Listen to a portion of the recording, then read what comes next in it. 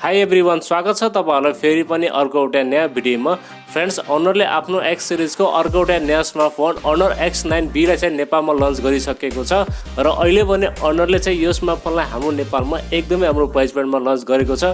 Interesting part के छ भने फ्रेन्ड्स, तपाईलाई चाहिँ यो स्मार्टफोनमा एकदमै स्ट्रङ डिस्प्ले दिएको छ। साथमा तपाईलाई यो मोबाइलमा 5800 mAh को ब्याट्री पनि दिएको छ। फ्रेन्ड्स, फोन भने एकदमै बबाल रहेको छ। सो आजको भिडियोमा हामी कुरा गर्नेछौँ अनर X9b स्मार्टफोनको बारेमा, यो स्मार्टफोनका स्पेसिफिकेसन तथा यो स्मार्टफोनमा तपाईहरुलाई के कस्ता फिचरहरू पाउनुहुनेछ, साथै हाम्रो नेपालमा कुन भेरिएन्ट लन्च भएको छ, सम्पूर्ण विषयमा आजको भिडियोमा जानकारी दिनेछौँ। त्यसैले यो भिडियोलाई एकछिन पनि स्किप नगरी अन्त्यसम्म हेर्नुहोला। र अब भने तपाईहरुको टाइम वेस्ट नगरी सुरु गरौँ आजको भिडियो। सबैभन्दा पहिला हामी कुरा गर्नेछौँ यो स्मार्टफोनको डिजाइन र डिस्प्लेको बारेमा।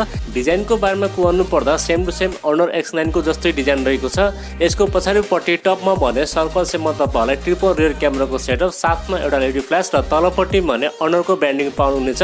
त्यसैगरी अगाडिपट्टि भने यसमा तपाईहरुलाई पञ्चोल डिस्प्ले दिएको छ र डिस्प्ले भने कर्भ डिस्प्ले रहेको छ।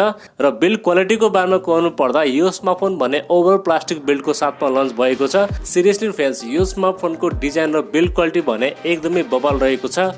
अब डिस्प्लेको बारेमा कुराउनु पर्दा तपाईलाई चाहिँ यो स्मार्टफोनमा 6.78 इन्चको FHD plus super AMOLED display पाउनुहुनेछ। साथमा तपाईलाई यो डिस्प्लेमा 120 हर्ट्जको फास्ट रिफ्रेश रेट पनि दिएको छ। अनि ब्राइटनेसको बारेमा कुराउनु पर्दा तपाईलाई चाहिँ यो डिस्प्लेमा 1200 निट्सको ब्राइटनेस दिएको छ।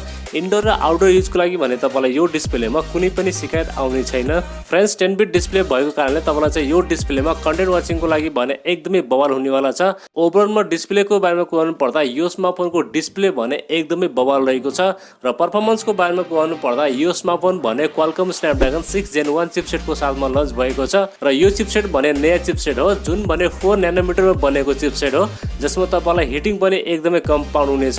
साथमा LPDDR5 को र्याम टाइप र UFS 3.1 को स्टोरेज टाइप पाउनुहुनेछ। यानी कि रिड एन्ड राइट स्पिड भने तपाईलाई यो स्मार्टफोनमा एकदमै बवाल पाउनुहुनेछ। ओभरअलमा परफर्मेन्सको बारेमा कुराउनु पर्दा तपाईलाई चाहिँ यो स्मार्टफोनमा एकदमै राम्रो परफर्मेन्स पाउनुहुनेछ।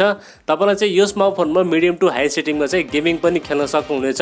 डे टु डे युजको लागि र गेमिङको लागि चाहिँ तपाईलाई यो स्मार्टफोनमा कुनै पनि शिकायत आउने छैन। र सफ्टवेयर चाहिँ तपाईलाई यो स्मार्टफोनमा out of the box Android 13 पाउनुहुनेछ। र जुन भने रन गर्नेछ म्याजिक UI 7.2 मा रन गर्नेछ, जसमा तपाईलाई सफ्टवेयर एक्सपिरियन्स पनि डिसेन्ट पाउनुहुनेछ।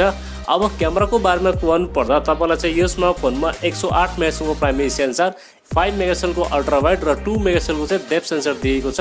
त्यसैगरी सेल्फी क्यामेरामा तपाईलाई यो स्मार्टफोनमा 16 मेगापिक्सलको सेल्फी क्यामेरा सेन्सर दिएको छ। र भिडियो रेकर्डिङको बारेमा कुराउनु पर्दा पछाडिको क्यामेराबाट तपाईहरुले 4K 30 fps सम्म चाहिँ भिडियो सुट गर्न सक्नुहुनेछ। र सेल्फी क्यामेराबाट तपाईहरुले 1080 को 30 fps सम्म चाहिँ भिडियो सुट गर्न सक्नुहुनेछ।